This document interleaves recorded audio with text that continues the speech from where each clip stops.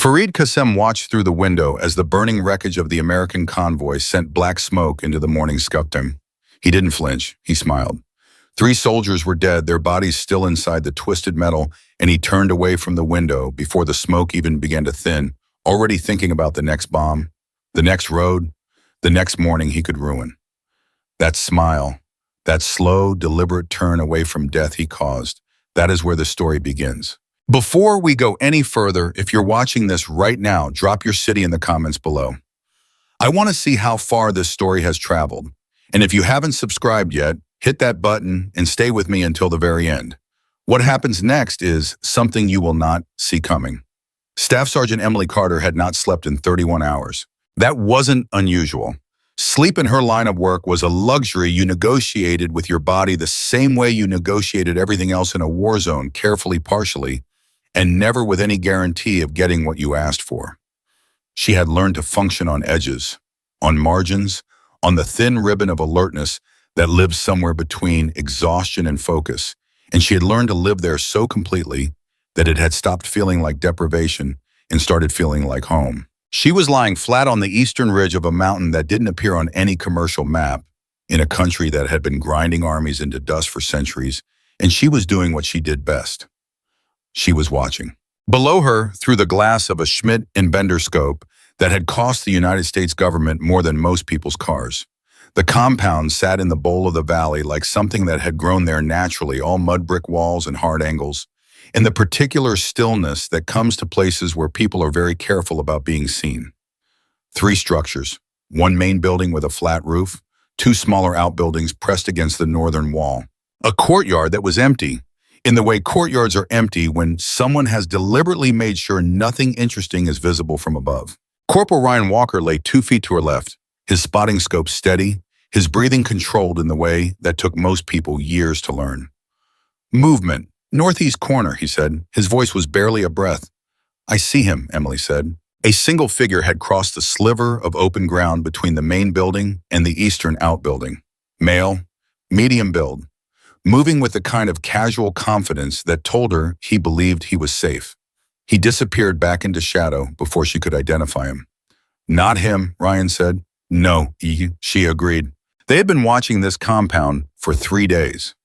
70 hours of lying still on a mountainside, rationing water, communicating in murmurs and hand signals, watching a mud brick compound in a valley that the locals called a place God had forgotten, though Emily suspected God had simply never been told about it. Their mission was Fareed Qassem, the bomb maker, the man whose hands had built the device that had killed Sergeant Marcus Webb and Corporals Daniel Ortiz and James Sutton 4 days ago on a road 12 miles south of where she was now lying. She hadn't known Webb well. She had known Ortiz. They had been in the same forward operating base for 6 weeks, and he had taught her a card trick she still couldn't figure out. And he had talked about his daughter in New Mexico, the way people talk about things they're afraid they might forget constantly, with a kind of desperate precision, naming specific details as if saying them out loud kept them real. His daughter's name was Sophia. She was 7. She liked horses and hated math, and had recently lost her first tooth. Ortiz would not be going home to Sophia. Fareed Qassem would not be going home either. Not if Emily could help it. 52 hours on target, Ryan said quietly, more to himself than to her. You doing okay? I'm fine. You haven't eaten since yesterday. I said I'm fine, Ryan. He let it go. He always let it go when she used that particular tone, not cold exactly, but clipped. Focused. The tone that meant she was all the way inside the mission, and the rest of the world, including his concern, needed to wait outside. She shifted her weight slightly, redistributing pressure across her elbows, and went back to watching.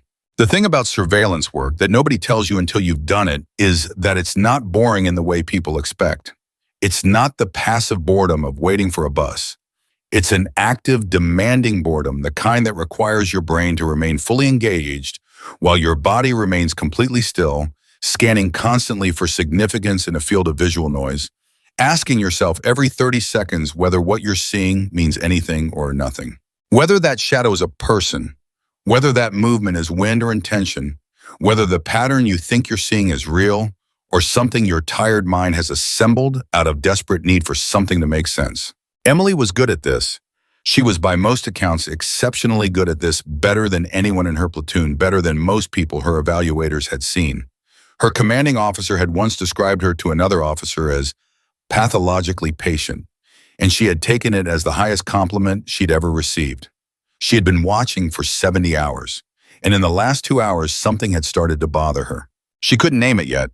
That happened sometimes. Her brain would register a pattern before it could translate the pattern into words. And there would be this low, persistent unease, like a sound at the edge of hearing that preceded understanding by sometimes minutes and sometimes hours. She had learned to respect that feeling, the way you learn to respect a dog that's going quiet in a place that should have dogs making noise.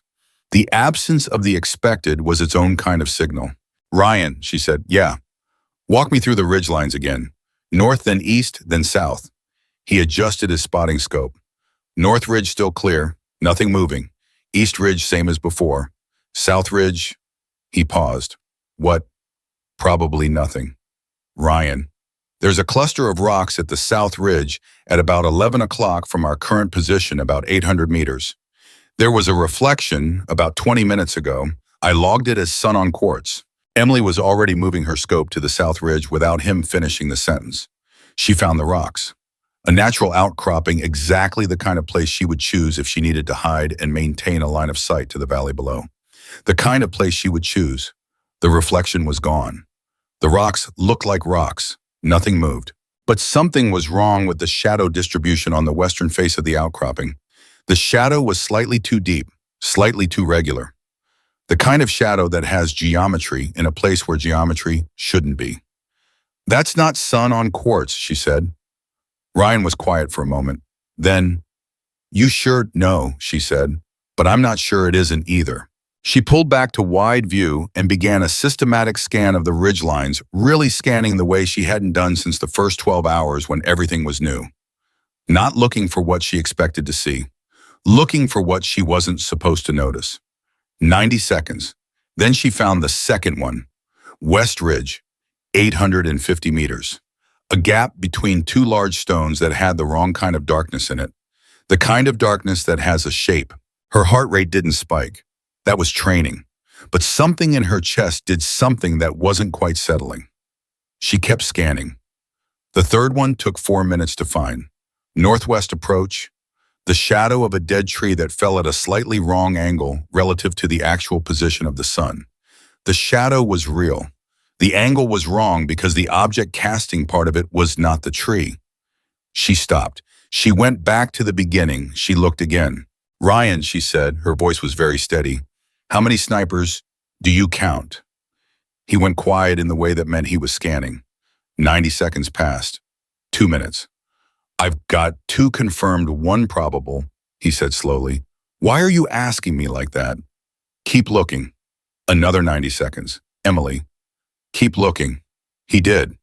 3 minutes later, Ryan Walker, who was not easily rattled, said in a voice that was barely keeping itself under control, 7. The words sat between them in the mountain air like something with weight. 7, Emily repeated. Not 1 sniper, not 2, not a pair of lookouts covering the obvious approach routes.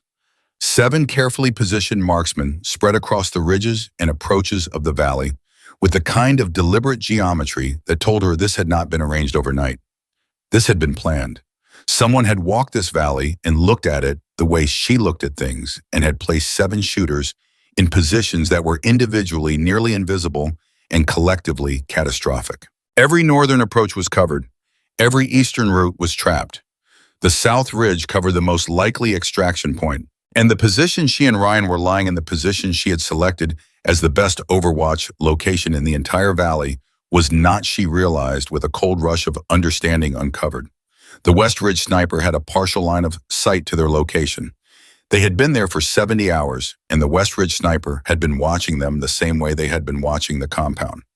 "We have to report this," Ryan said. "I know. This changes everything. They can't send the assault team in here with—" "I know, Ryan." She was already on the radio. The response from command came back in 4 minutes, which was fast, which told her they already knew something was wrong even before she called. The assault team, 8 Navy SEALs operating under call sign Phantom, was already on approach, 40 minutes out. "Tell them to hold," she said. Staff Sergeant, the intelligence window is narrow. If Qasem moves, tell them to hold and I will brief the situation when they arrive.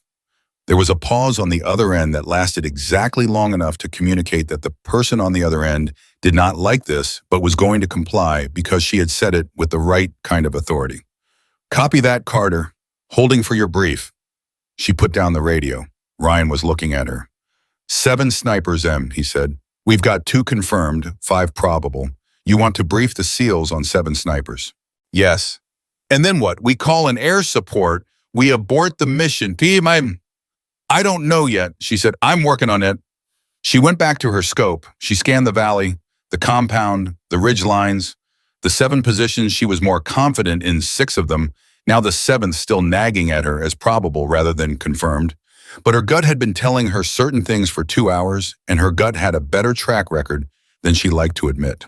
She thought about the geometry, the distances, the angles, the timing. She thought about Marcus Webb, about Daniel Ortiz, about Sophia in New Mexico, who was 7 years old and liked horses and had recently lost her first tooth. She thought about 8 SEALs walking into this valley with 7 marksmen waiting for them, and she thought about how that ended, and she knew exactly how it ended because she had spent years learning exactly how it ended. The SEALs arrived at her position 38 minutes later, which was 2 minutes ahead of the estimated hold time because SEALs move like that. Their commander was a lieutenant commander named Bryce Harlan.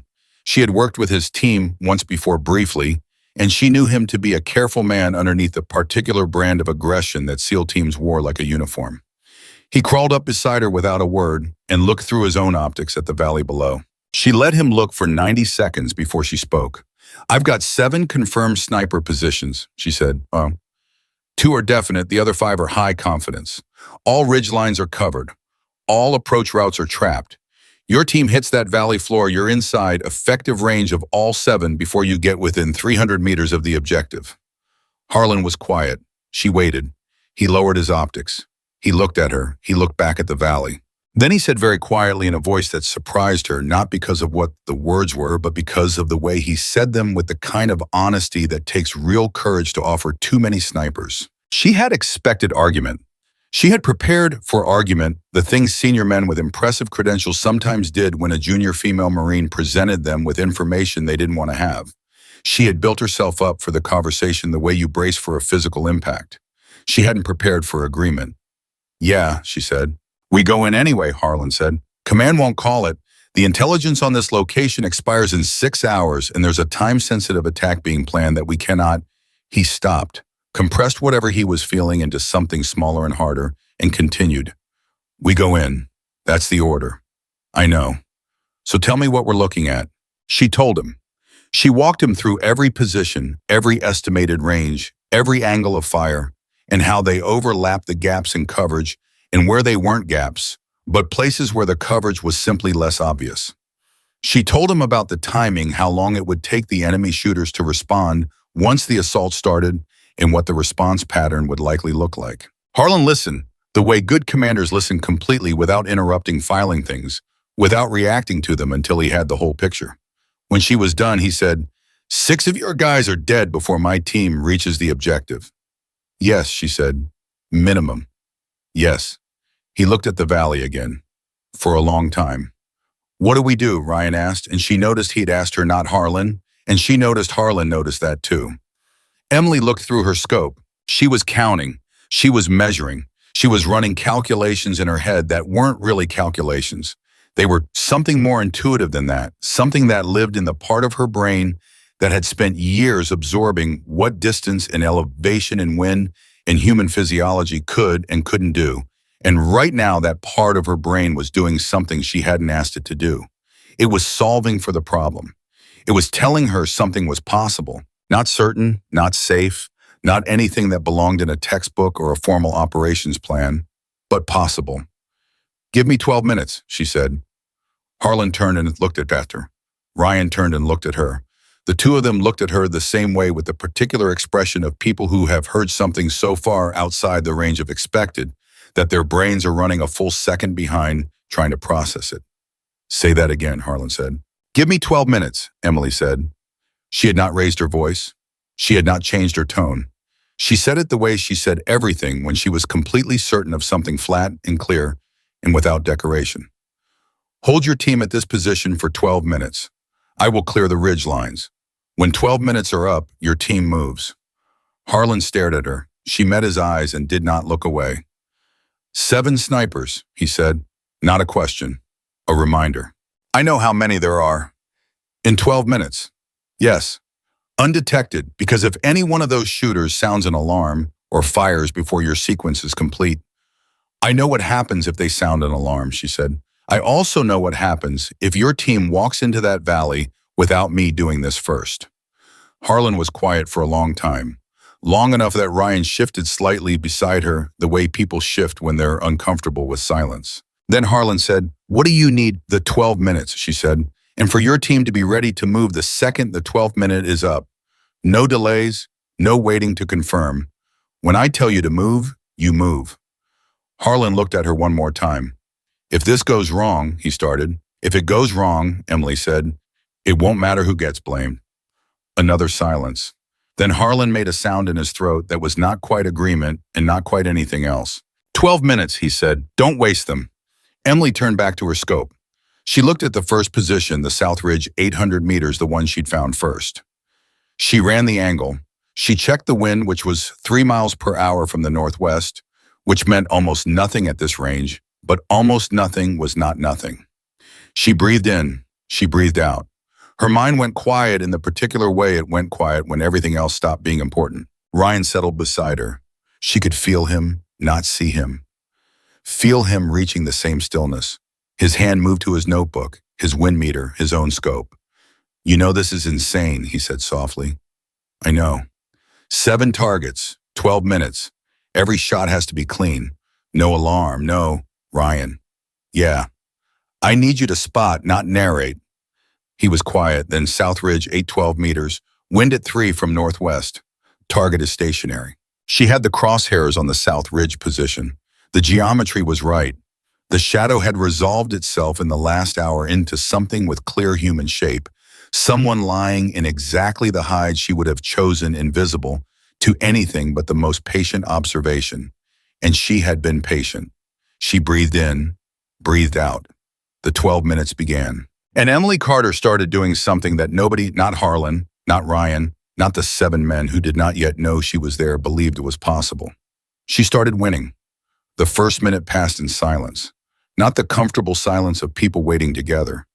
The brittle razor-edge silence of people who know that every second has a price attachment to it, and they are spending those seconds on something that cannot be refunded if it goes wrong. Ryan Walker had stopped breathing in the way people stop breathing when they are trying not to exist. His eye was pressed to the spotting scope. His hand was flat against the ground. He had logged the wind 3 miles per hour northwest, consistent, and he had confirmed the range 812 meters. And he had done everything a spotter does to give a shooter the best possible chance. And now he was doing the thing that was hardest for him, which was nothing, which was waiting and trusting. Emily's world had compressed to a circle of glass 30 millimeters in diameter. Inside that circle, a man was lying behind a natural rock formation on the South Ridge, positioned with the kind of professional care that told her he had done this before. He was good. She acknowledged that without emotion, the way you acknowledge the weight of something before you lift it. He was good, and he was invisible to anyone who hadn't spent 70 hours learning the specific grammar of this valley. He had a rifle that was pointed at the place where 8 Navy SEALs were currently waiting. He believed he was safe. He was wrong. Emily exhaled the last half of a breath she had been carrying for 4 seconds, and in the stillness that followed, in that biological pause between heartbeats, where the body is briefly perfectly still, she squeezed the trigger. The rifle fired. The sound crossed the valley and came back as an echo, but by the time it returned, there was nothing to answer it. The shape behind the rocks on the South Ridge was no longer a shape. It was just rocks. "Target down," Ryan said. His voice was absolutely flat. He was already moving to the second position. 01 complete, 11 minutes, 40 seconds remaining. Emily cycled the bolt without taking her eye from the scope. Brass ejected, round chambered. She was already swinging to the second position, East Ridge 900 meters, slight elevation advantage over her current position, which complicated the angle in ways she had already calculated and filed and was now executing. East Ridge 904 meters, Ryan said. Wind unchanged. Target is a half-second pause. Target is stationary. She was already on him. The second shooter had chosen a deeper hide than the first, more patient or more experienced, or both. The visual signature was almost nothing. Almost was not the same as nothing. She fired. Target down, Ryan said. 02 complete, 11 minutes, 10 seconds. Harlan's voice came through the earpiece she was wearing. Low controlled, but carrying something underneath it that wasn't quite calm. Carter, talk to me. 2 down, she said. She was moving to the third position. Stay off this channel unless I call you. There was a pause. Then copy. She didn't think about Harlan. She thought about the third position northwest approach, the dead tree, with the wrong shadow. Estimated 780 meters. The shortest shot in the sequence, which made it simultaneously easier and more dangerous, because closer also meant louder. Relatively speaking, and louder meant a fractionally higher chance of something carrying across the valley to the remaining shooters in a way they would recognize. Northwest approach, Ryan said. 778, wind is picking up slightly. 4 miles per hour, call it 4.2. She made the adjustment. Not a calculation, not anymore. Something more built in than calculation. The adjustment happened in the same way you adjust your balance walking on uneven ground without consciously deciding to the body already knowing what the mind is still catching up to. She fired. The echo off the northern rock face was slightly different with this one, slightly sharper. She registered it and filed it and kept moving. Target down, Ryan said, and there was something in his voice now. Not celebration, but a kind of controlled disbelief. The voice of someone watching something happen that they believe was possible only in theory and are now confronting as reality. 03 complete, 10 minutes, 30 seconds. 3 down, 4 remaining. No alarms, no radio chatter from the valley below, no indication that anything had changed. She was inside the sequence now, that mental state that athletes call flow and soldiers call the zone, and Emily had never bothered to name because naming it felt like it might break it. Everything outside the scope had stopped being real. There was the crosshair. There was the target. There was the distance and the wind and the elevation and the timing. Everything else was interference.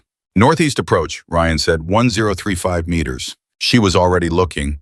The northeast position was the one that had taken her the longest to identify during the initial scan. The hide was nearly perfect, using a natural depression in the terrain that would be completely invisible from any ground-level observation point and nearly invisible from her elevated position.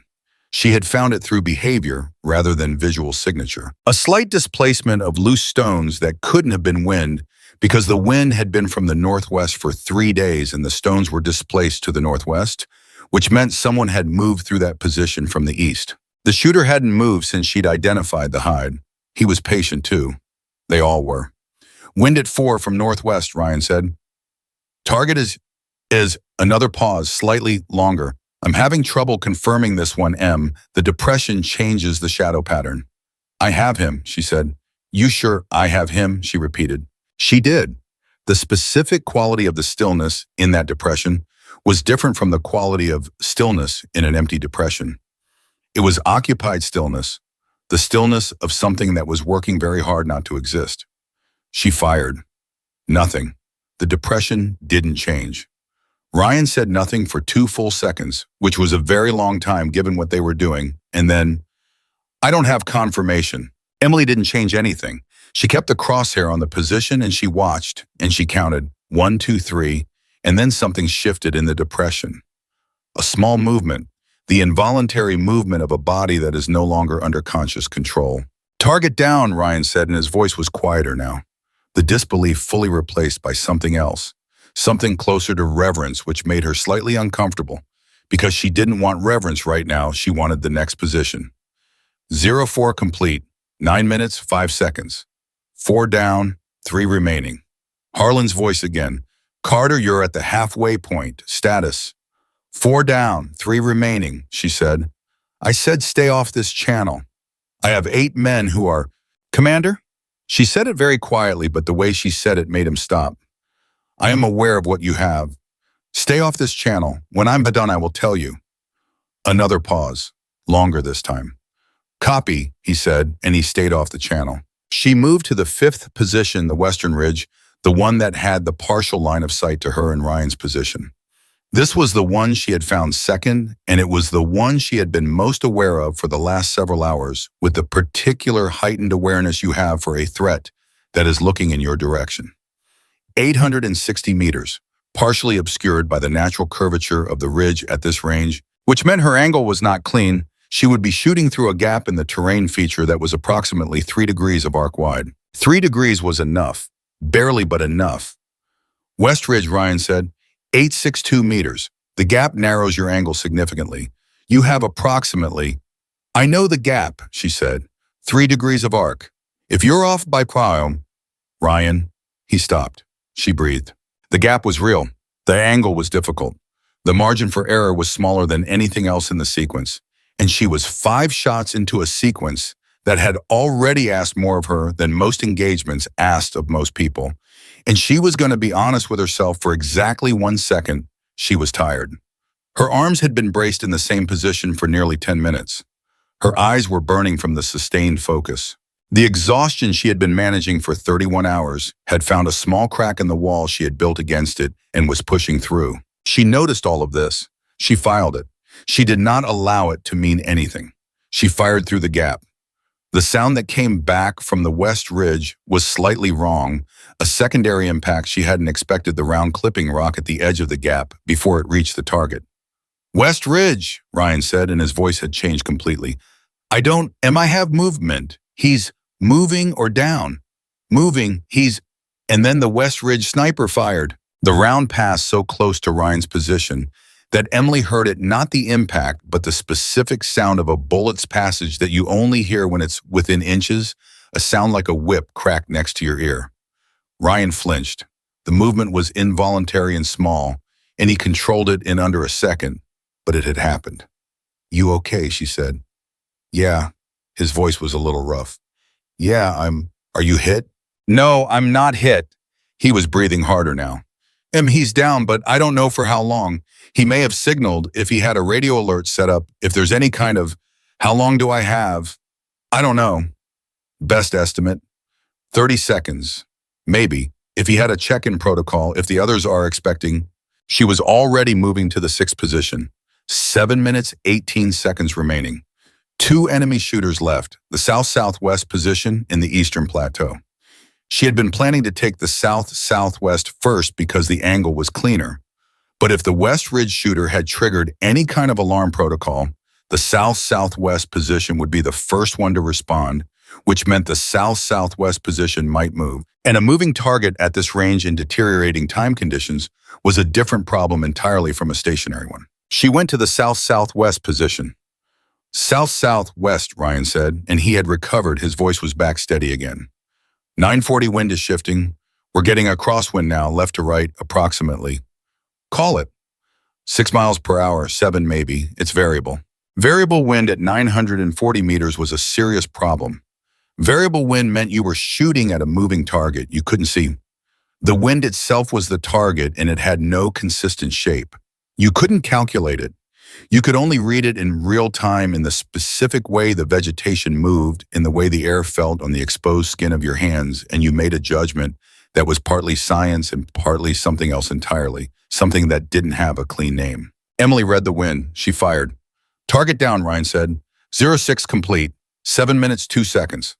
1 remaining. She moved to the eastern plateau position, and that is when her rifle jammed. It happened between one breath and the next. The bolt cycled, and the round failed to chamber, catching on the feed lips with the specific stuck feeling that every shooter recognizes and dreads. And Emily said nothing, made no sound, but something happened in her chest that was not quite panic and not quite anything with a civilized name. She cleared the jam with the mechanical speed of someone who has done it 10,000 times, dropped the magazine rack, the bolt clear, the chamber reseat, the magazine chamber a round, but the sequence took 8 seconds and 8 seconds in a 12-minute window, with 1 target remaining and a potentially compromised position was 8 years.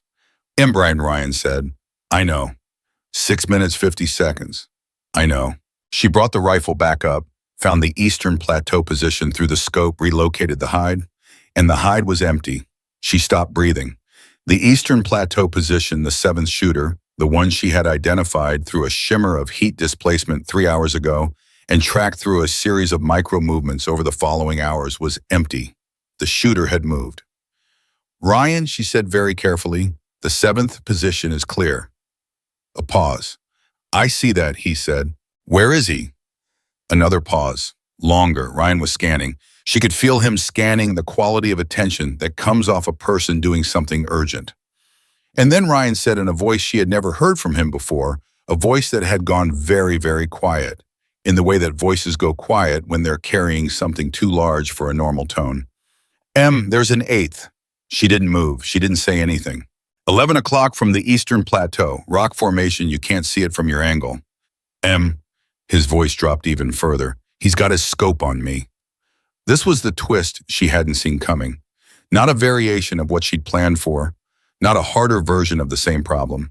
A completely different problem, an eighth shooter who hadn't been in any of her calculations positioned where she couldn't see him from her current location with Ryan Walker's head in his crosshairs. 7 enemy snipers she had found. She had hunted them one by one for 6 minutes and 40 seconds. And somewhere in the dark between the things she knew, an eighth had been waiting. Emily Carter had 2 choices, and she had approximately 4 seconds to make them. She could swing her rifle to Ryan's position to the rock formation at 11 o'clock from the eastern plateau that she couldn't currently see, and she could try to find a new angle on an eighth shooter she hadn't identified and hadn't ranged and hadn't mapped into her sequence. And while she was doing that, the 7th shooter who had moved from his position and whose new location she did not know would be somewhere in this valley doing something she couldn't anticipate. Or she could tell Ryan to move, to break cover, to get low, get small, create a different problem for the shooter who was looking at him.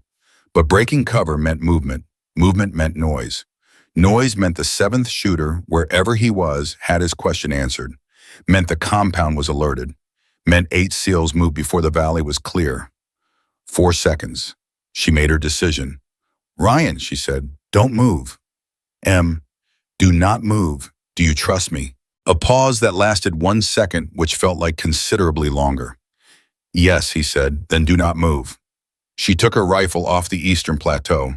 She swung left, hard left, past her normal arc of observation, looking for the angle that didn't exist from her current position, the angle that would let her see the rock formation at 11 o'clock from the eastern plateau where an 8th shooter had Ryan's head in a scope. She couldn't find the angle. The terrain between her position and that rock formation was uncooperative. There was too much ridge in the way, which meant she had to move. Moving meant exposing herself. Moving meant that whatever the 7th shooter was doing, wherever he had gone, he now had a moving target to track that was very close to the position he had vacated. Moving meant breaking the stillness she had maintained for 3 days. Emily got up. Not slowly, not carefully. She moved with controlled speed, low and lateral, 3 meters to the left, putting herself in a new geometry relative to the valley. The movement took 4 seconds, the longest 4 seconds of her life. She went back down.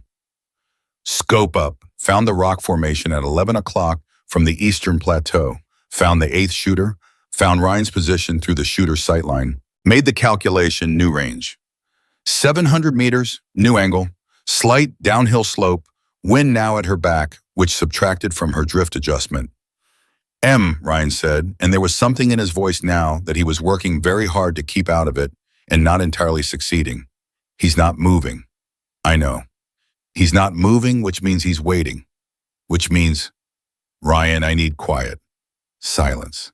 She breathed in. She felt the weight of what she was about to do. Not the technical weight, the human weight. Ryan Walker, who had been lying beside her for 70 hours, who had called her wins and confirmed her targets and said, "You can do this," without ever saying those words, was 30 meters away with a crosshair on his head, and she was the only thing between that crosshair and what came next. She breathed out. She made the shot. The crack of the rifle was the loudest thing in the world for exactly 1 second, and then the echo absorbed it, and the valley was quiet. "Ryan," she said. 4 seconds of silence. "Yeah," he said finally, and she could hear in that single syllable that it had been very close, that the shooter had been a fraction of a moment from the decision she had beaten him to. "Yeah, I'm okay. Stay down. Believe me." She was already scanning for the seventh, the one who had moved. 4 minutes and 6 seconds remaining. The compound was still quiet. Harlan's team was still holding. But somewhere in this valley, one shooter had changed position, and she did not know where he was. "Harlan," she said into the radio. "Carter, I have a complication. I'm at 6 confirmed, 2 remaining, 1 is at a new unknown position. I need—" "You have 4 minutes, Harlan said. "Not an accusation, a fact." "I know what I have," as she said. She scanned. She went back to fundamentals, not looking for the shooter, looking for what the shooter had done. A person who moves changes things. They displace air, they disturb ground cover, they create a new center of stillness in whatever position they settle into. She found him. 3 minutes and 40 seconds remaining. He had moved to a position that was, she recognized with a cold kind of professional respect, actually smarter than his original hide. He had anticipated the sequence. He had moved to cover a gap in his own line, the gap created when the East Ridge shooter had gone down, leaving a corridor of approach that was theoretically unmonitored. He had been thinking while she was shooting. She respected that. She also needed him to stop existing. 345 meters, Ryan said, having found him at nearly the same time she had. Shortest shot in the sequence. Wind, still at your back, 7 miles per hour. At 345 meters, 7 miles per hour of tailwind was almost nothing. The shot was the most technically straightforward shot in the sequence. It was also the shot where she was most exposed, most tired, most aware that she had been awake for 32 hours, and that her hands, if she looked at them, would be very slightly trembling from sustained physical effort. She didn't look at her hands. She made the shot. "Target down," Ryan said. 08, 8 targets total, all clear. Silence. Then Ryan said very quietly, "Holy God, Emily." She didn't respond. She keyed the radio. "Harlan," she said, "all ridge positions are clear. 8 confirmed. You have a clean valley. Move your team." A pause. 8, Harlan said. "There was an additional shooter I hadn't accounted for. He's down. Move your team." Another pause. Shorter. "Moving him up," Harlan said. Emily put down the radio. She didn't move. She lay on the mountainside and breathed, really breathed for the first time in 12 minutes. And she looked at the valley below where 8 Navy SEALs were beginning to move toward a compound that would not meet them, with 7 expert marksmen waiting in the dark. Ryan crawled the 30 meters between them without a word. When he reached her, he stopped and looked at her for a long moment. "You moved," he said, "and you broke cover. You had to move to make that shot." "Yes," she said. "You chose me," he said. "When you found out there were 8, when you had to choose between finishing the sequence and getting me—" "The sequence was nearly done," she said. "That's not—" He stopped, compressed something, started again. "You chose me first." She met his eyes. She didn't say anything. "Why?" he said. She thought about Ortiz, about Sophia, about the specific weight of knowing someone and then not knowing them anymore because a bomb on a road had decided the matter without anyone's permission. Because the hardest choice, she said, isn't always the one in the scope. Ryan looked at her for another moment. Then he nodded slowly, once the nod of someone who has just understood something they won't forget. Below them, the SEAL team crossed the valley floor in clean, fast movement, unopposed, and made for the compound wall. The assault had begun, and Emily Carter, lying on a mountainside in a country God had supposedly forgotten, allowed herself one breath of something that wasn't quite relief, because relief was for after. And this wasn't after yet, before she brought her rifle back up and began the most important thing she had left to do. She began watching. The SEAL team moved fast.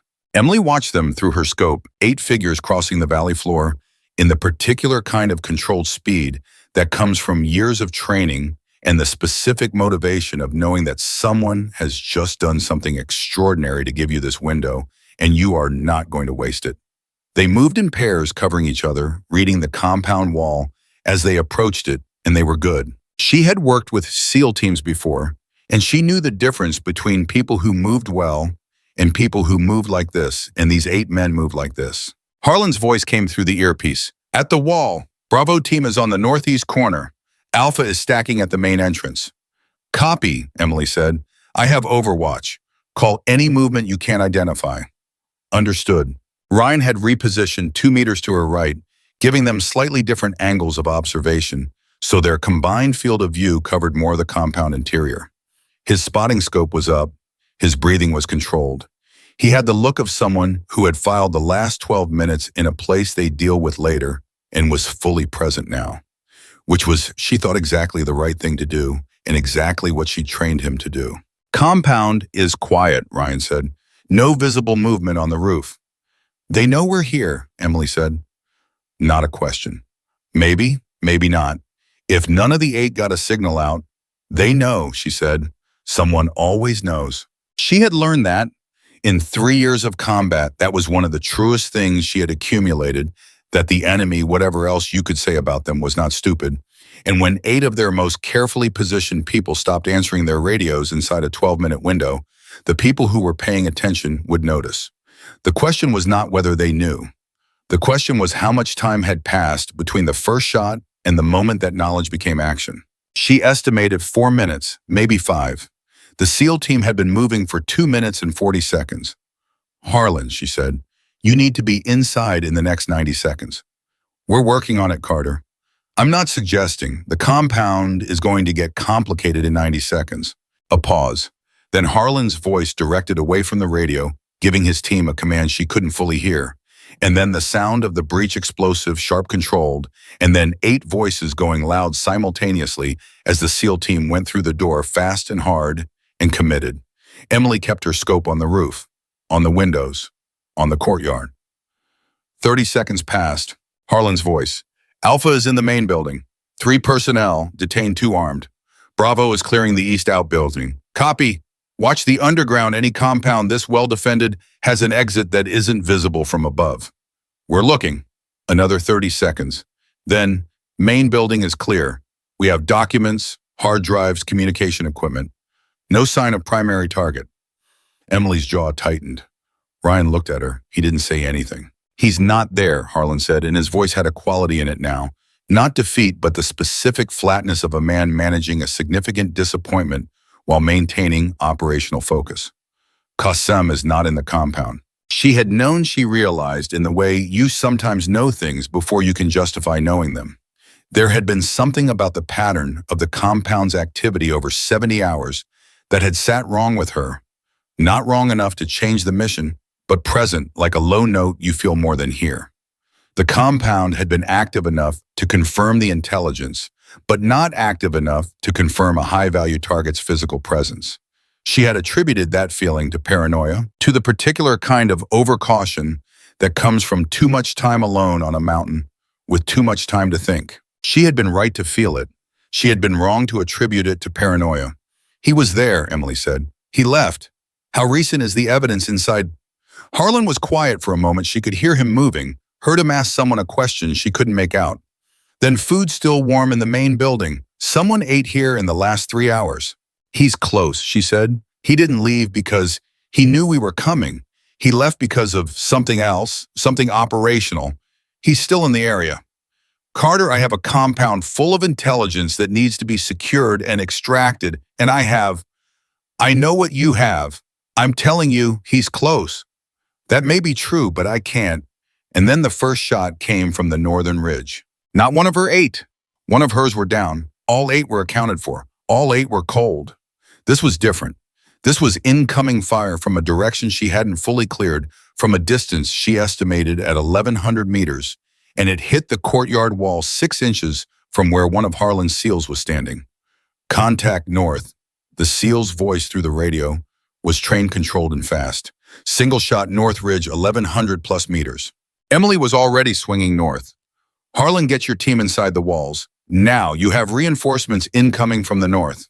How many? I don't know yet. Get inside. She found the north ridge through her scope and began scanning, not for individuals, not yet, but for movement patterns, the kind of broad visual intake that tells you whether you're looking at 2 people or 20. What she saw made her stomach drop in a very specific way that had nothing to do with fear and everything to do with arithmetic. Ryan, she said, I see them, he said. It wasn't 2, it wasn't 20. It was somewhere between 30 and 40 fighters moving along the north ridge in a spread formation, using the terrain with the practiced ease of people who had grown up in these mountains and knew every fold and shadow and approach. They were moving fast, they were organized, and they were not reacting to the SEAL assault as if it was a surprise. They were moving with the prearranged confidence of people executing a plan they had already made. This had been anticipated. Qasem had anticipated a raid. The 7 snipers weren't just protection, they were bait. The compound was bait. The entire setup was designed to draw in an assault team, pin them in the valley with the ring of snipers, and then flood the valley with reinforcements from the north while the team was pinned down. The plan had failed because of Emily, because the ring of snipers had been cleared before the assault team was inside the trap. But the reinforcements hadn't gotten that message yet, or hadn't adapted their plan, or had decided to come anyway and adjust on the move. Either way, 30 to 40 fighters were 4 minutes from the valley floor. "Harlan," Emily said, and her voice was completely level in a way she was working for. "You have approximately 4 minutes before the valley fills with reinforcements from the north. I count 30 plus. You need to secure the intelligence and establish a defensive position inside those walls." A pause that lasted exactly 2 seconds. She could hear Harlan processing, making decisions, the sound of a good commander, running math in real time. "Can you slow them?" he said. "Some," she said. "Not all." "How many?" "Enough to buy you the 4 minutes. Maybe 6. "I need 8. I'll give you what I can give you." She was already working. The North Ridge fighters were spread out, which was tactically smart. It prevented a single weapon from being decisive against their formation. But spread out also meant she could pick points of the formation to impact without necessarily stopping the advance, and the right points, the leaders, the communication nodes, the men who were directing the movement could slow the whole by creating confusion in the parts. She found the lead element, fired. "First contact," Ryan said. "Formation is adjusting." She moved to the second leader. She could read at command presence even at this range, something about the way a person moves when others are orienting to them, the slight difference in posture between the person giving direction and the person receiving it. Fired. "Second contact, they're going to ground." Good. Going to ground was good. Jihan. Going to ground cost time, which was the only currency that mattered right now. She kept working the North Ridge. Not trying to stop them, she didn't have enough ammunition or time to stop 30-plus fighters with a sniper rifle from a single position. She was trying to make them slow, cautious, uncertain. She was trying to make them ask questions instead of moving, because questions cost seconds, and seconds were what Harlan needed. 6 minutes since first contact, Ryan said. Harlan's team is still in the compound. "Harlan," she said. "Working," he said, and she could hear urgency in his voice for the first time. Not panic. Harlan was too experienced for panic, but urgency, the sound of a man who is doing things quickly because quickly is necessary. "We've got encrypted drives, physical documents in Arabic, and what looks like Pashto communications equipment, maps." "Maps of what?" A pause. "Emily," his voice had changed. The urgency had taken on a different quality. "Maps of 3 FOBs, routes, guard schedules, timing sequences." She understood immediately. Coordinated attack. 3 bases simultaneously, Harlan said. "If this intelligence is what it looks like, get it out," she said. "Everything, get it out now."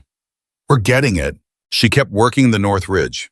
The fighters had gone to ground, but they were starting to move again, low spread wide, using the terrain more aggressively. They were good. She bought another 90 seconds. Then Ryan said, They're flanking. East side coming around the base of the ridge. She can't cover both." She couldn't. Her position covered the north approach cleanly, but the eastern base of the ridge was at an angle that required her to fully reorient, and reorienting meant abandoning the north suppression, and abandoning the north suppression meant the main element moved. "Harlan," she said, "you have secondary contact coming around the east side of the North Ridge. How much time do you need?" 2 minutes, maybe 90 seconds. "I can give you 90. She swung east.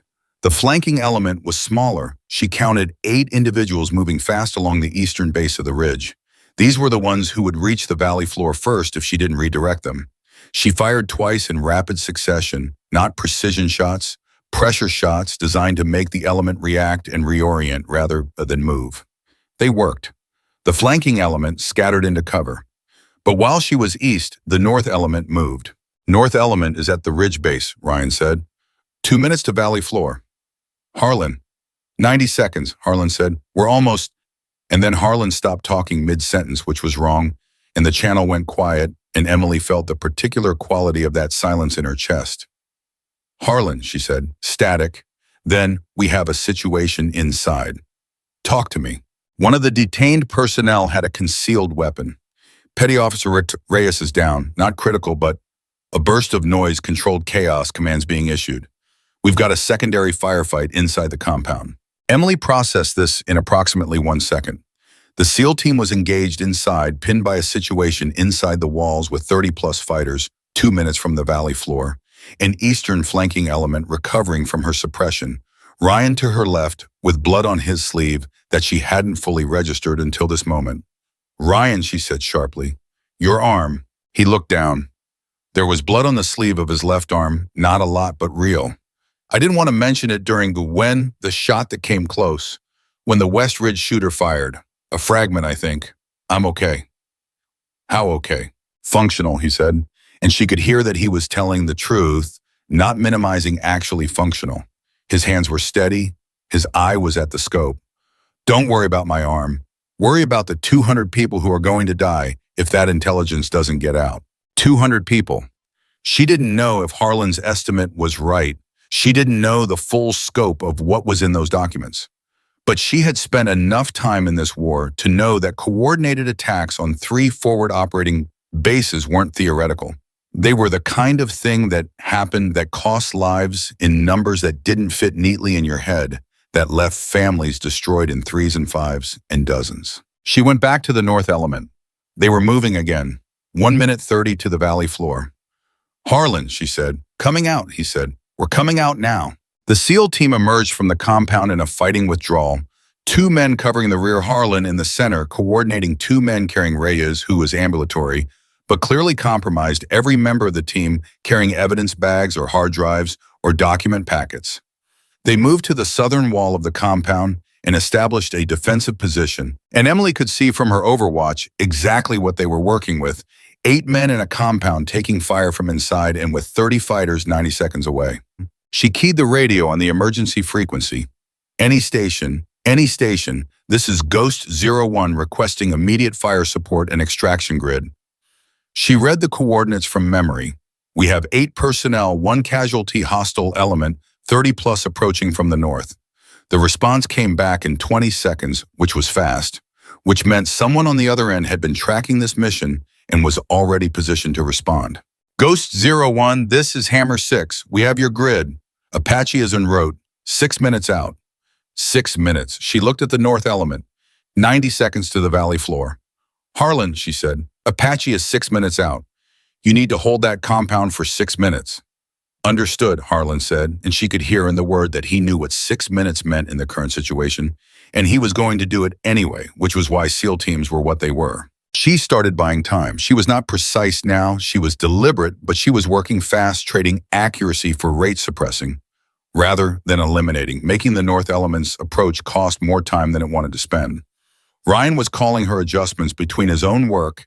He had picked up a secondary weapon from the pack and was engaging the Eastern Element as it tried to recover in advance. 4 minutes, 3 minutes. The valley was filling with the sound of a serious firefight, and Emily Carter, who had spent 70 hours being invisible and patient, was now very much visible and very much committed. 2 minutes. Then Ryan grabbed her arm, not gently. Southeast, underground exit. She swung southeast. The motorcycle was already moving. It had come up from a concealed underground exit at the southeastern corner of the compound, a tunnel exit she had suspected existed but hadn't been able to confirm from her position. The rider was moving fast, already 50 meters from the exit, threading between rock formations toward the mountain path that led south. The rider was wearing the specific kind of clothing she recognized from the intelligence briefing photographs. Medium build, the particular way of sitting on a motorcycle that she had committed to memory from a surveillance photograph taken 8 months ago in a different province. It was Farid Qassem. He had been in the compound. He had been there the entire time, and when the assault came, when the firefight had started inside, he had gone underground and come out the other side while everybody was looking somewhere else. "Ryan," she said, "I see him." Range.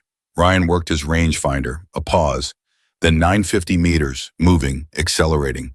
He's heading for the mountain path. Once he's on the path, he's behind the ridge, you lose the angle completely. She had approximately 20 seconds. She tracked him. The motorcycle was moving at what she estimated as 45 kilometers per hour across uneven ground, which meant the trajectory was not smooth. It was bobbing and weaving with the terrain in a way that made lead calculation a living thing. Not a calculation, but a conversation between her eye and her trigger finger, and something she couldn't name that lived between them. Ryan said, "You can't make that shot."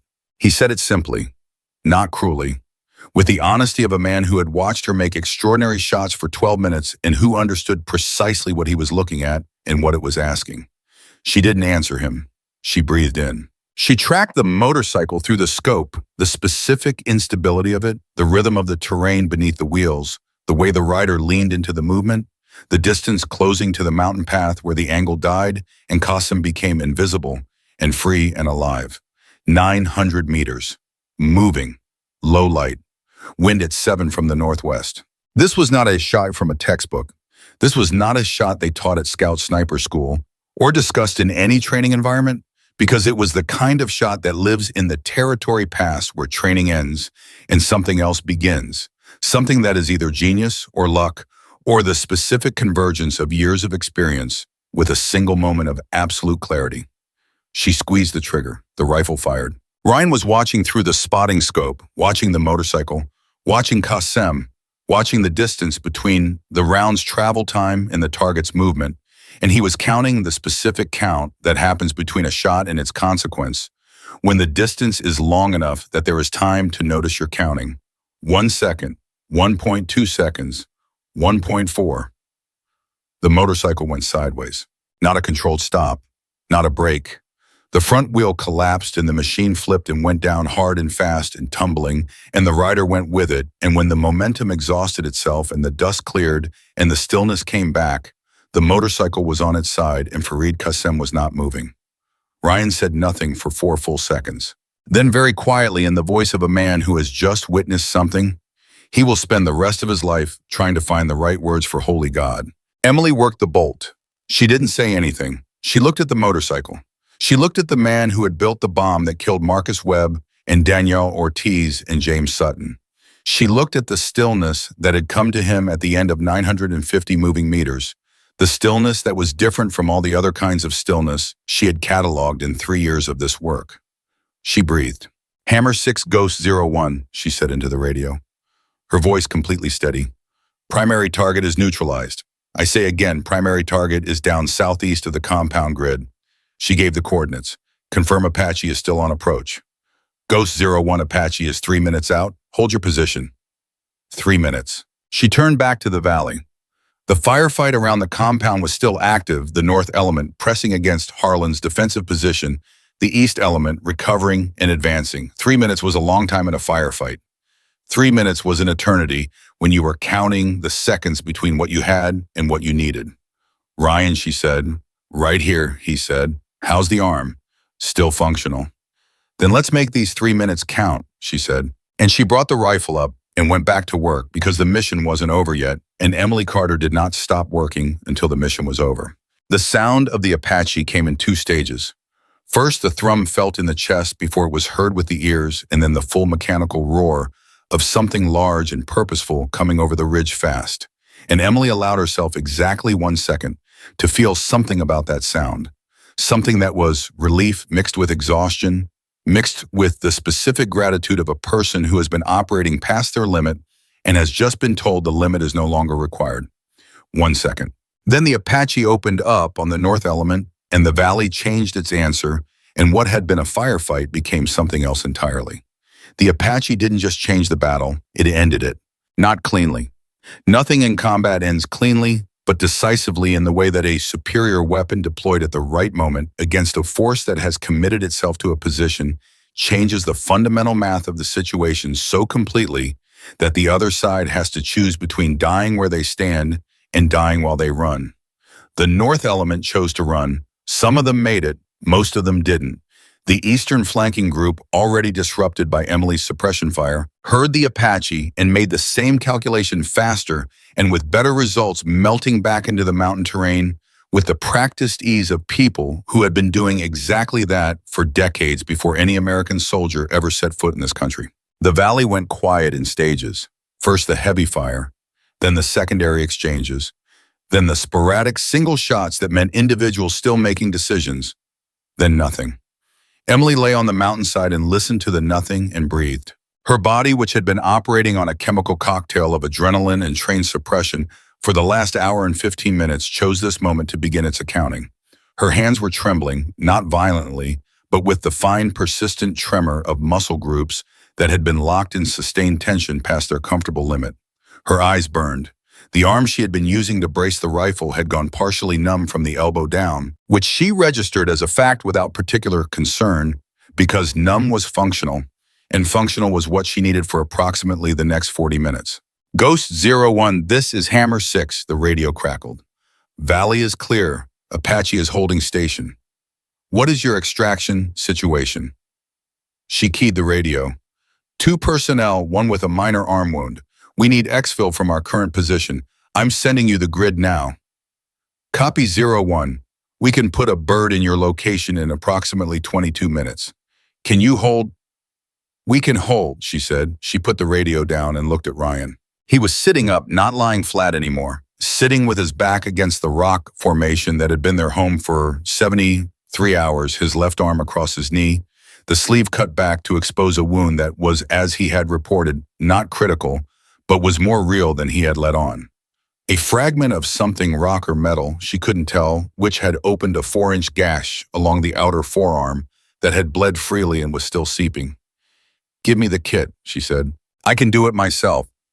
Ryan, he handed her the trauma kit without further argument. She worked quickly, clean irrigate pack wrap, doing what needed to be done with the efficiency of someone who had done it before under worse conditions. He hissed once when she irrigated the wound and then controlled it, which she appreciated because she didn't have bandwidth for anything that wasn't task completion right now. How bad, he said, looking at the wound while she worked. You'll need stitches. You won't lose the arm. That's a very specific range of good news. It's the range I've got. She finished the wrap and tied it off. He flexed his hand, testing the grip, and nodded once. Harlan's team, he said. She keyed the radio. Harlan, status.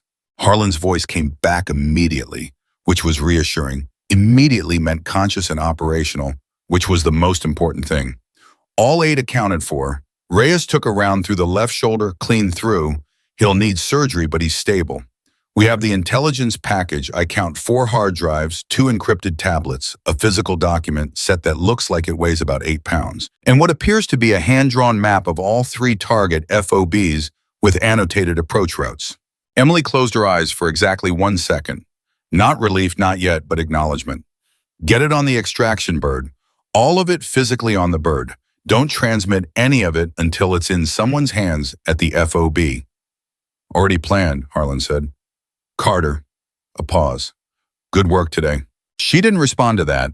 She never knew what to do with those moments, not from false modesty, but because good work felt like a category that didn't fit what had happened in the last few hours, the way good weather doesn't quite cover a storm that moves through and breaks things and clears the air all at once. Get your team to the extraction point, she said. She put the radio down and looked at the valley. Ryan was watching her. He had the look he sometimes got, the one she had learned to recognize over the months they'd worked together, where he was processing something and hadn't decided yet whether to say it. She usually waited him out. You know they're going to ask about the sequence, he said. I know.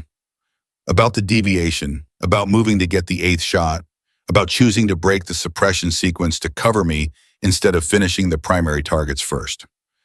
I know, Ryan. Technically, protocol says you finish the sequence before any... I know what protocol says, she said. She wasn't sharp about it. She was just clear. He was quiet for a moment. Are you worried about it? She thought about that honestly. No, she said. I made the choice I made. I'd make it again. Even if they reprimand you. Even then. He looked at her for another moment. Then he nodded the same slow single nod he had given her on the mountainside after she'd chosen him over the sequence, the nod of someone filing something away permanently. Okay, he said. Then I'll tell them the same thing. You'll tell them what actually happened, she said, which is what I'll tell them too. The extraction helicopter arrived 19 minutes later, 3 minutes ahead of the estimate, which meant the pilots had pushed it, which meant someone in the chain of command had communicated urgency effectively. It landed on the flat shelf of ground 200 meters below their position, and a crew member climbed out and waved up at them. Emily packed her rifle. She did it the same way she had done it 100 times before, methodically without ceremony, each component in its place, the same sequence in reverse from the sequence she had used to set up 73 hours ago on this mountainside. Ryan packed his spotting scope and his kit with his good arm. Awkward but efficient. They climbed down. When they reached the helicopter and climbed in, the crew chief looked at them with the particular expression that people get when they've been told something happened, and they're trying to reconcile what they've been told with the two people sitting in front of them, a staff sergeant and a corporal, both of them dirty and exhausted and smelling like 73 hours on a mountainside, both of them looking like the specific kind of tired that takes more than sleep to fix. "You're Ghost 01, the crew chief said, looking at Emily. "Yes," she said. He held her gaze for a moment. 8 snipers. 8, she said. He shook his head slowly, not in disbelief, in the particular kind of respect that moves through people who understand exactly what a thing costs. He handed her a water bottle and didn't say anything else, which was exactly the right call. The helicopter lifted. Emily looked out the window as the valley fell away below them, the compound, the ridge lines, the approaches she had memorized, and in the positions she had found, and the mathematics of the last 12 minutes that would live in her head for the rest of her life, precise and permanent. She watched until the valley was just a feature of the mountain terrain, indistinguishable from everything around it, and then she turned away. Ryan was already asleep. His head had gone back against the helicopter wall, and his breathing had slowed to the deep, absent rhythm of someone whose body had simply closed the account without asking permission. The bandaged arm lay across his knee. She did not sleep. She sat with the water bottle and the engine noise and the specific quality of the return. The way coming back always felt different from going out, heavier. Somehow, even when it was supposed to feel lighter. Loaded with everything that had happened and everything you were carrying back that you hadn't brought with you. She thought about Ortiz, she thought about Sophia, she thought about a 7-year-old girl in New Mexico who liked horses and had recently lost her first tooth and who was going to grow up without her father, and for whom this mission, the compound and the ridge lines and the 12 minutes and the shot at 950 meters would be invisible. A thing that happened in a place she could barely imagine, conducted by people she would never know, mattering in ways that would never be explained to her in terms she could access. There was something about that she needed to sit with, the invisibility of it, the way the most consequential things happened, in places no one watched, decided by people who would never be famous for the decisions they made, mattering in the lives of people who would never know to be grateful. She sat with it for the length of the flight. They landed at the forward operating base 41 minutes later, and before the rotors had fully slowed, there were people waiting for them, the base commander, the intelligence officer who would take custody of the hard drives and documents, a medical team for Ryan and for Reyes, who arrived on a second bird 5 minutes behind them. There was the controlled urgency of people who had been monitoring a situation from a distance and were now close enough to act on what they knew. The intelligence officer, a major named Hutchins, who Emily had dealt with twice before and found to be precise and efficient, met her at the edge of the landing pad. "The intelligence package," he said. "On the second bird," she said. "Harlan has it. All of it. We've been tracking the radio traffic, the maps if they're what they sound like." "They're what they sound like," she said. "Coordinated attack on 3 FOBs. Approach routes, guard schedules, timing. You need to move on all 3 locations tonight." Hutchins nodded. He was already moving. "We're already calling it in. Carter." He stopped, turned back. "The primary target. Confirmed." "Confirmed," she said. He held her gaze for a moment. "Good," he said, and the word was simple, but the weight in it was not, and she understood he meant more than confirmation, meant the specific relief of knowing that the man responsible for Webb and Ortiz and Sutton was no longer building bombs on roads in this province. "Good," he said again, and then he was moving toward the second bird as it settled onto the pad. Emily walked to the medical tent. She let them check her over dehydration, which she already knew muscle strain in both arms, which she also already knew the beginning of a tension headache that had been building for 6 hours but which she had been declining to acknowledge until now. The medic handed her an IV bag and told her to sit down, and she sat down. Ryan was in the next bay awake now. The helicopter landing had woken him, and receiving actual stitches in his arm, with the look of someone who has decided the only dignified response to stitches without adequate anesthesia is to stare at the opposite wall and think about something else. Stop looking at it, the medic said. I'm not looking at it, Ryan said. You keep glancing. I'm assessing. Stop assessing. Emily watched this exchange and felt something move through her that was close to warmth, which surprised her slightly because warmth was not an emotion she associated with the particular hours following a mission. But it was there something that had to do with Ryan being alive and annoying a medic, which was precisely the kind of information that made the last 73 hours cohere into something she could carry. The base commander found her 20 minutes later. Colonel Dennis Marsh, a man in his late 50s, who had the particular weathered quality of someone who had served long enough to have lost his shock at most things but not his investment in them. He sat down across from her without preamble. Walk me through it, he said. She walked him through it. She was thorough and she was accurate, and she did not editorialize or minimize or amplify. 7 snipers identified over 70 hours of observation. The tactical situation communicated to Harlan. The 12-minute proposal. The sequence and its execution. The jam.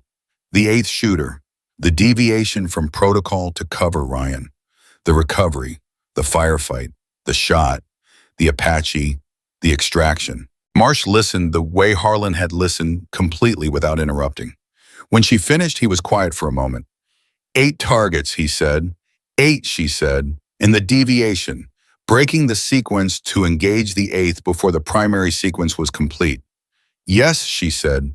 Protocol says finish the sequence. I know what protocol says. Walker would have died. Almost certainly yes, she said. And you made that call. I did. Marsh looked at her for a long moment. She met his eyes and did not look away, which was not defiance. She had nothing to be defiant about. She had made a decision she believed in, and she was prepared to stand in front of whatever came from it. It was simply honesty, which she had found was the cleanest way to exist in these moments. The intelligence your team recovered, Marsh said finally, is being actioned tonight. We have confirmation from 3 separate FOBs that they were already seeing pre-attack indicators. Without this intelligence, we were not going to catch it in time. He paused. The analysts are saying preliminary count of lives at risk was over 200. She didn't react to that number. She had known a version of it since Harlan said the words 3 FOBs. Knowing it and hearing it confirmed were not the same experience, but she had prepared for the confirmation. The mission outcome is not in question, Marsh said. What is in question is the protocol deviation. I understand, she said. It will go in the report. I know. There will likely be a formal review. I understand, Tom. Marsh looked at her. Something moved across his expression, something he wasn't putting into words, some version of a thing he felt about this situation that was in conflict with another version of a thing he felt about this situation. Carter, he said, off the record. She waited. There are people in this building right now who are alive because of what you did today, he said. Not just the 8 SEALs, the men and women at 3 FOBs who were going to be hit in a coordinated attack next week. All of those people. He paused. That matters. I want you to know that it matters regardless of what the formal review says. She nodded once. On the record, he said, shifting back, I have a protocol deviation to address, and I will address it. Yes, sir, she said. He stood. He looked at her one more time with the expression she still couldn't fully read. Respect and something more complicated than respect, something that had to do with age and experience, and maybe the specific sorrow of a man who has sent enough people to places like that valley to understand what it actually costs as opposed to what it costs on paper. He left without saying anything else. Emily sat with the IV bag and the headache she was finally allowing, and the accounting that was beginning, the quiet private accounting that follows every mission, where you go back through it and you ask whether you made the right calls, not the tactical calls, but the human calls, the ones that live in the space between what you were ordered to do and what you decided to do with your own hands. She had broken protocol. She had deviated from sequence. She had chosen Ryan. She ran it again. She ran it 3 times the way she ran every hard decision, not to second guess it, but to understand it clearly enough to live with it. Not to find a version where she had done nothing wrong, but to find the version that was true. The true version was she had made a choice that cost the mission 4 seconds and saved Ryan Walker's life, and the mission had succeeded anyway, and she would make the same choice again, and she knew that knowing that was going to matter more than any medal or reprimand in the years ahead. She thought about Webb, about Ortiz, about Sutton. She thought about the three of them and the bomb on the road and the smile Fareed Qasem had worn when he turned away from the burning vehicle, and she thought about the motorcycle going sideways in the dust at 950 meters.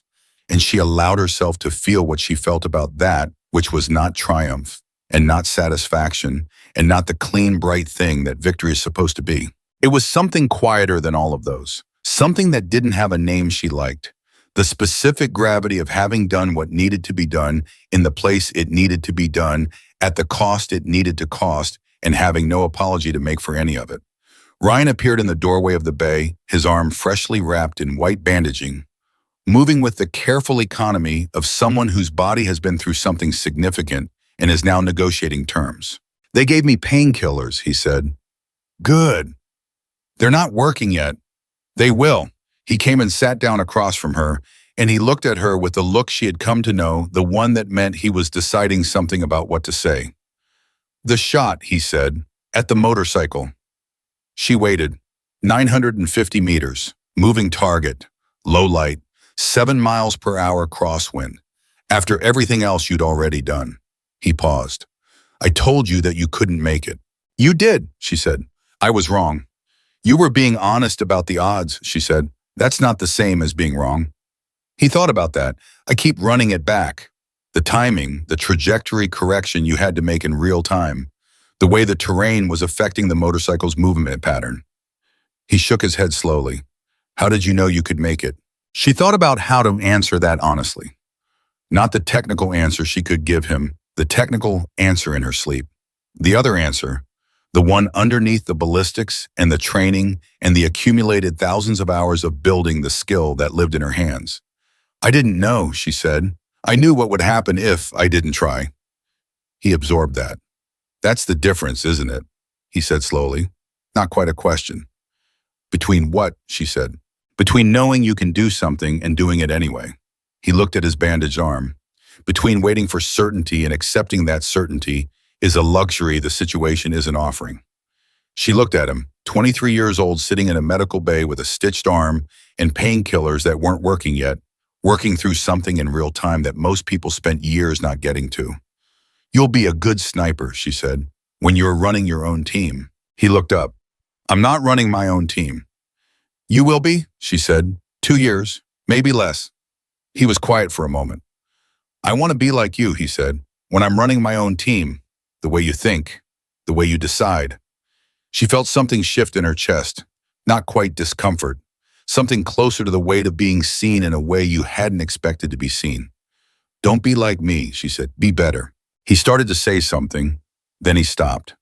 Then he nodded the third nod of the day, each one carrying something different. This one carrying something she thought might be a decision he'd already made about who he wanted to become. Outside the medical tent, the base was moving fast with the particular urgency of an operation being actioned. Vehicles, radio traffic, the sound of people coordinating things that would unfold tonight at 3 forward operating bases where men and women were currently going about their evening routines without knowing how close a calculated violence had been to reaching them and how far away it had been pushed by a sequence of events that had started with a sniper lying on a mountainside 73 hours ago. Emily put down the IV bag. The headache was still there. The tremor in her hands was still there, finer now, but present. The exhaustion was enormous and patient, waiting for her to stop needing to function so it could collect what she owed. She would sleep. She would write her report accurate, thorough, complete, including the deviation and its reason, and her clear-eyed assessment of why she had made it and would make it again. She would face whatever review came from it with the same straightforwardness she brought to everything. But before she did any of that, she sat for 1 more minute in the medical tent, with the sounds of the base around her and the weight of the day in her hands, and she allowed herself to be exactly where she was not already in the next thing, not rehearsing the report or the review or the conversations to come. Just here, just this. 73 hours on a mountain, 8 targets, 1 shot at 950 meters, 1 deviation from protocol, 200 lives that would continue being lives tonight because of what she and Ryan and 8 Navy SEALs had done in a valley that didn't appear on any commercial map. That was the accounting. That was the whole of it. She sat with it. And then she stood up because there was more to do, and Emily Carter did not stop until the work was done. The report took 4 hours to write, not because it was complicated. Emily had always been precise with written language, the same way she was precise with everything else, and the facts of what had happened in that valley were clear to her in a way that required no reconstruction. She had lived them in real time with the full attention of someone who understood that details matter because details are what the truth is made of. Every range, every wind call, every timing mark, every decision and its reason.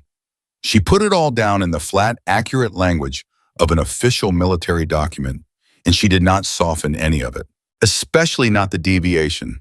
She wrote the deviation with the same precision she brought to everything else, timestamp, tactical situation. The reason she broke sequence, the calculation she had made in the moment, the outcome. She did not frame it as heroism, and she did not frame it as error. She framed it as a decision made by her under the conditions that existed with the information she had, and with full awareness of both its cost and its necessity. She signed the report at 2:17 in the morning. Ryan was asleep in the next bunk. When she finally laid down his bandaged arm across his chest, his breathing the deep and absent rhythm of someone who has spent everything they have and been given permission to stop. She listened to it for approximately 45 seconds before she was asleep herself, which was about 40 seconds longer than she expected. She didn't dream, or if she did, she didn't remember it. In some mornings, that is its own kind of grace. The formal review convened 6 days later at Bagram, in a conference room that smelled like recycled air and institutional coffee, before a 3-member panel that included a colonel from the Judge Advocate General's office, a senior intelligence officer, and a Marine general named Hargrove, who Emily had never met but whose reputation she knew, a man who had served 31 years and who was said to be the kind of person who asked questions because he wanted answers rather than confirmation. Harlan testified first. She wasn't in the room for his testimony, but she was told afterward briefly and without elaboration that he had been thorough and that he had been clear about what her actions had meant for his team. Then it was her turn. She walked in, sat down, and answered every question they asked her. She answered them completely, and she answered them once without elaboration, designed to protect herself, and without omission, designed to minimize the deviation. The colonel from JAG asked her 3 times in 3 different framings whether she understood that protocol required her to complete the primary sequence before engaging a secondary threat. 3 times she said yes, she understood that, and 3 times she explained why she had deviated and would deviate again under the same conditions. General Hargrove had been quiet through most of the questioning. He asked one question. "Staff Sergeant Carter," he said, "at the moment you made the decision to break sequence and engage the 8th shooter, what was going through your mind?" She thought about how to answer that honestly, which took her approximately 3 seconds, which in a formal review room feels considerably longer. "Walker," she said. "Ryan Walker was going through my mind." Hargrove held her gaze. "Not the mission. The mission was going to succeed," she said. 6 of the 8 targets were down. The SEAL team was already past the point of most critical exposure. The mission risk profile had shifted. Walker's risk profile had not. She paused. "I made the call that the mission could absorb 4 seconds and Walker could not absorb a round to the head." Hargrove was quiet for a moment. "And if you had been wrong," he said, "if breaking sequence had compromised the mission, then I would be sitting here telling you I was wrong," she said, "and I would mean it." Another silence. "But you weren't wrong," Hargrove said. "No," she said, "I wasn't." He nodded once, slowly. Then he looked down at the papers in front of him and made a note, and she couldn't read what the note said, and she had decided before she walked into this room that she was not going to spend energy trying. The review concluded that afternoon. The formal finding was delivered to her in writing 48 hours later, which was fast, unusually fast, which told her that whatever had been decided had not required extensive deliberation. The finding was 2 things simultaneously, which was she had come to understand exactly how these things tended to work when the facts were complicated enough to resist simple categorization. The first thing was a letter of reprimand, formal and permanent, attached to her service record, documenting the protocol deviation and the panel's determination that regardless of outcome, The deviation represented a breach of established procedure that could not be officially sanctioned. The second thing was a recommendation for the Silver Star. She held both documents and read them twice each and then set them on the desk in the small office she had been given for the duration of her time at Bagram, and sat for a few minutes with a specific feeling of having been simultaneously corrected and honored by the same institution for the same action, and understanding that both responses were in their own ways honest. Ryan found her there. He knocked on the open door frame, which he never usually did. He usually just talked, and she understood that meant he knew what the document said, and he was treating the moment with appropriate weight. Both, he said. Both, she said. He came in and sat down. He looked at the documents on the desk without touching them. Reprimand and Silver Star, he said. Same action. Yes. Is that how do you feel about that? She thought about it honestly. Right, she said. It feels right. The reprimand is accurate. The mission matters more than one spotter. Protocol exists because it works, and it works because people follow it. They were not wrong to note the deviation. She paused, and the outcome was what it was. Ryan was quiet for a moment. You're not angry. No, Michelle. Most people would be angry. I know. You broke a rule to save my life, and they're punishing you for it. They're noting it, she said, and there's a difference. He looked at her with the expression he had been developing over the months of working together. The one that was trying to figure out how she had arrived at the place she existed in, which was not the place of someone who had made peace with things by deciding not to feel them, but the place of someone who felt things clearly and then made decisions about what to do with them. I talked to the families, he said. She looked up. Webb's family, Ortiz's, and Sutton's, he said. Before the review, Command gave me permission to call. He paused. I told them what we found, what it meant, the attack that was prevented. He stopped. His voice had changed, not broken, but carrying something. Ortiz's wife, Sophia's mother. She said, oh, he stopped again. Ryan. She said thank you. She said it in a way that he compressed something. She knows it doesn't bring him back. She said that. She said she knows. But she said knowing that he was part of something that saved 200 people, she said it matters. It changes something about how she can talk about him to Sophia. Emily felt something in her chest that she was not going to name in this room. She felt it, and she acknowledged it, and she allowed it to exist without performing it. Good, she said. Her voice was very quiet. Yeah, Ryan said.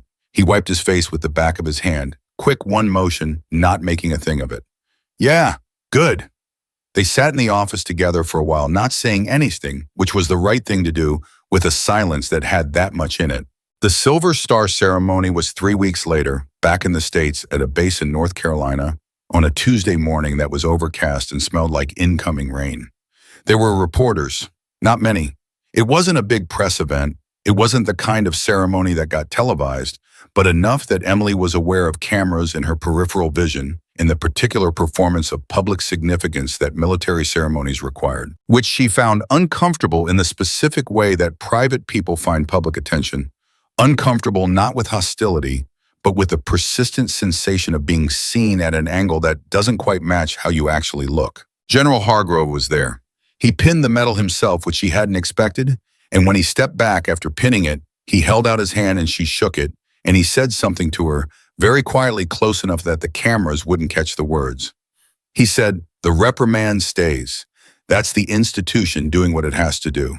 What you did in that valley, that's also going to stay. Both of those things are true at the same time. Don't let anyone tell you they can't be. She held his gaze. I know, she said.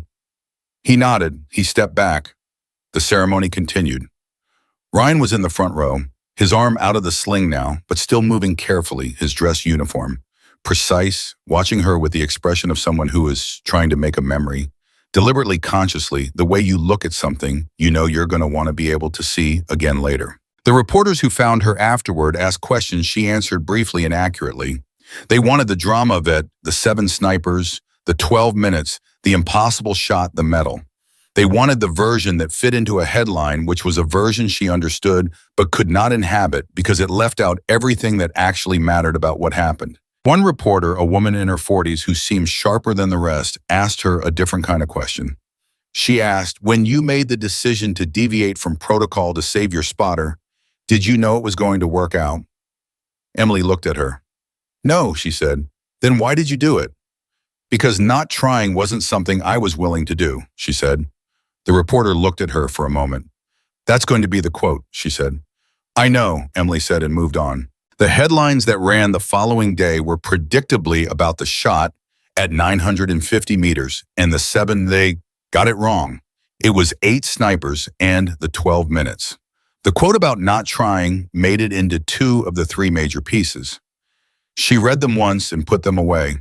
What she kept and read more than once was a letter. It came from Ryan, which surprised her because he was not a person who wrote letters. He was a person who said things directly or didn't say them.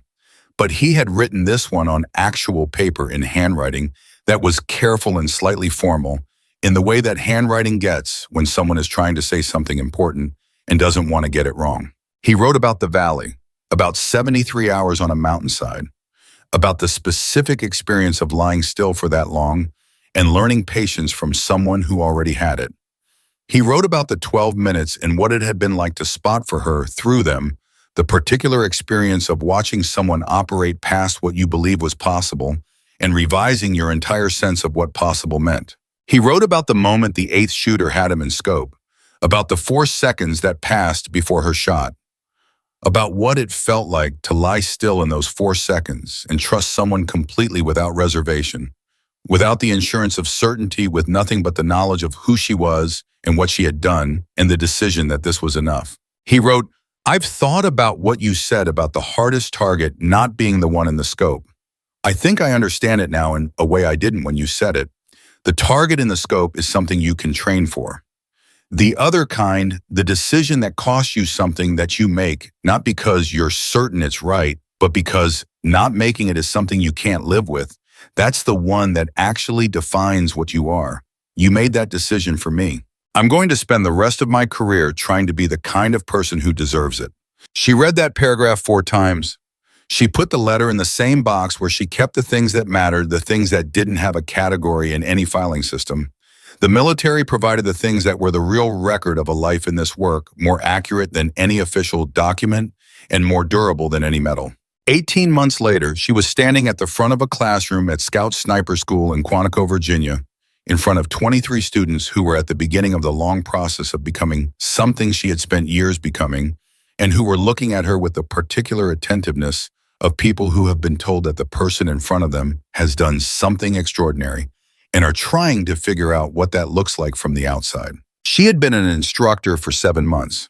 She had discovered, somewhat to her own surprise, that she was good at it, not the tactical instruction which she had expected to be good at, but the other kind. The kind where you help someone understand not just what to do, but why it matters and what it costs and who you become in the process of doing it. The students were good. Some of them were very good. All of them were working hard in the particular way you work hard when you're trying to become something you don't yet fully understand. On this particular morning, a student in the 3rd row, a lance corporal named Thomas Reeves, 21 years old from Alabama, who was probably going to be exceptional if he learned to manage his impatience, raised his hand during the debrief of a training exercise and asked the question that students always asked in one form or another eventually. Sergeant Carter, he said, the mission in Afghanistan, the Valley, can I ask you something about it? The room went attentive in a different way than it had been attentive before. She recognized the quality of that attention, the way a group of people go still when they know something real is about to be said. You can ask, she said. The 8th shooter, Reeves said, the one you didn't account for, the one that had Walker in his scope. Protocol says finish the sequence. You broke protocol. He paused, choosing his next words with the deliberateness of someone who understands he is in territory that has implications. Was that the right call? Knowing what you know now, would you do it the same way? She looked at him. She looked at the 23 faces in the room, all of them still, all of them waiting. Yes, she said. Reeves nodded slowly. Even with the reprimand. The reprimand is correct, she said. Protocol exists for real reasons, and breaking it has real costs, and those costs need to be noted. That's not wrong. That's how institutions maintain standards, and standards matter because they save lives. She paused, and I would break it again. How do you hold both of those things, Reeves said. Not challenging, genuinely asking. The question of a young person trying to build a framework for something that doesn't fit simple frameworks. She thought about General Hargrove. About both of those things are true at the same time. About Ryan's letter in the 4 seconds on the mountainside. About Ortiz's wife saying thank you in a way that changed something about how she could talk about him to Sophia. The same way you hold most true things, she said, not by making one of them go away, by understanding that reality is large enough to contain both, and your job is to be large enough to carry both without dropping either. The room was completely quiet. Reeves wrote something down. Several other students wrote something down. She noticed this without reacting to it. "What's the hardest part of this work?" another student asked a woman in the back row, Corporal Diaz, who was quiet in the sessions and consistently the most precise in the field. Emily looked at her. "The decision," she said, "on the shot, the decision you make before the shot and after the shot, and in the years between the shots, when you're living with what you decided and what it did and whether it was worth it." "How do you know if it was worth it?" Diaz asked. "You don't always," Emily said. "Sometimes you know immediately. Sometimes you're waiting for information that takes years to arrive. Sometimes it arrives and it's not what you wanted. Sometimes it's exactly what you needed to hear and you didn't know you needed it." She paused. "The work isn't finding certainty. The work is continuing to decide without it." Diaz looked at her for a moment. Then she nodded, not the young learning nod of someone receiving instruction, but something older than that, something that recognized what it was being told because it already somewhere knew it. Emily looked at the 23 faces. She thought about the valley, about the 12 minutes, about 73 hours of patient watching, and the 8 targets, and the shot at 950 meters, and Ryan's 4 seconds, and Harlan's team crossing a valley floor that should have been a killing ground and wasn't because she had made it, not that. She thought about Webb and Ortiz and Sutton. She thought about Sophia, who was now 9 years old and had probably lost another tooth by now, and maybe had learned to be a little better at math. She thought about the 200 people at 3 forward operating bases who had gone home to their families because an intelligence package had come out of a mud brick compound on a Tuesday and someone had known what to do with it. She thought about Ryan, who was leading his own team now in a province she tried not to think too much about, and who called her every few weeks, and who had told her on the last call that he had a new spotter who reminded him of himself 18 months ago, and he didn't know yet whether that was a good thing. She thought about the letter in the box. She thought about what it costs to be the person who makes the decision that has to be made when everyone else is still deciding whether it's possible. She looked at 23 students who were at the beginning of finding out what they were made of, and she said the thing she always said because it was the truest thing she had accumulated in 3 years of this work and 7 months of teaching it, and a lifetime of learning what it means to be responsible for something that matters. "The hardest target," she said, "isn't the one in your scope." The room held its breath. "The hardest target," she said, "is the decision you make when someone else's life depends on yours." Ah, sure. When you don't have certainty, when protocol says one thing and the human being next to you is about to lose everything, when the right answer isn't in any manual and the wrong answer is survivable but not something you can carry. She paused. That target doesn't disappear when the mission ends. You carry it. You carry it for years. And the question isn't whether you'll face it, you will. All of you will. The question is what you'll be made of when you do. No one moved. No one spoke. She let the silence sit because the silence was doing necessary work. Then she said, "Skill wins battles. Everyone in this room is going to develop skill. That's what this training is for, and you're going to be excellent at it. But character who you are when the scope is steady and the decision is impossible, and the person next to you is counting on what you decide, that is what determines who you become after the battle is over." She looked at Reeves. She looked at Diaz. She looked at 21 other faces that were young and attentive and carrying the beginning of something they hadn't yet been asked to pay the full cost of. "That's what I'm here to help you build," she said. "The rest of it, the technique, the patience, the ballistics, that's craft. This is character, and you cannot separate them, not in this work, not in any work that matters." She stepped back from the front of the classroom.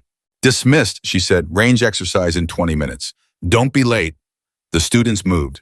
The room filled with the sound of people gathering things, chairs on floors, the particular energy of 23 young people who have just received something they're still in the process of understanding. Reeves stopped at the door. He turned back. "Sergeant Carter," he said. She looked at him. "Thank you," he said. She held his gaze for a moment. She thought about all the things she could say about how he'd understand it more in a year.